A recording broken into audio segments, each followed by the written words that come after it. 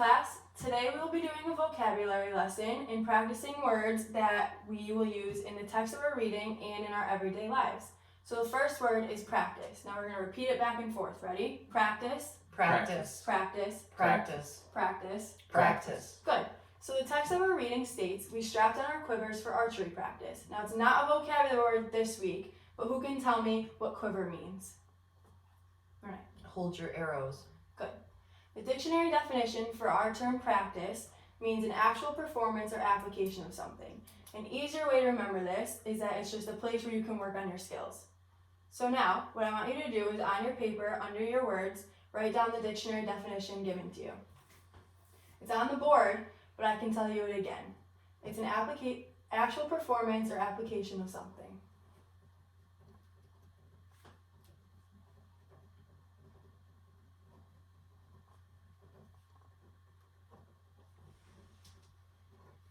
Good. Who can tell me how to say practice in Spanish? Fred. Practica. Good. So notice how they look the same and they mean the same thing also. This is just an easier way to help you remember it when you read it or hear it. Good. So now what I want you to do is turn and talk to your partner, come up with about 2 sentences each using this word practice, and then we'll share them after. I will practice my violin. We have basketball practice tonight. I have cheerleading practice tonight. I will practice my multiplication after school. Good. What was one of your favorite sentences? We have basketball practice tonight. Good. So, a way to remember this is that you can use it in everyday life. So, you practice sports, you practice an instrument, or you practice your multiplication factors, you practice reading. It can be used almost everywhere. So now, our next term is floated. We're going to repeat it again. Ready? Floated. Floated. Floated. Floated. Floated. Floated. Good. Our text states, pink flowers with leaves floated to the shore. Who can tell me what the dictionary definition is for floated?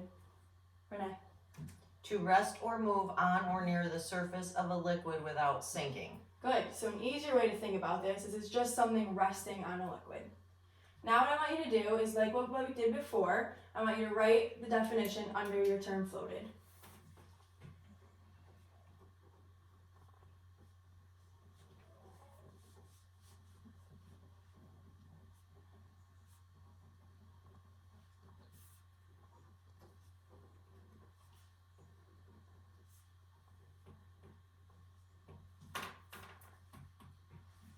Good.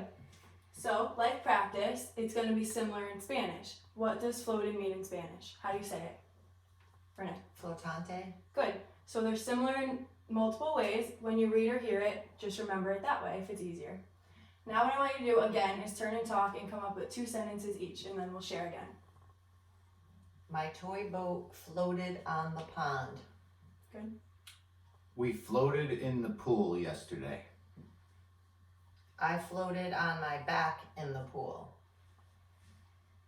The raft floated down the river.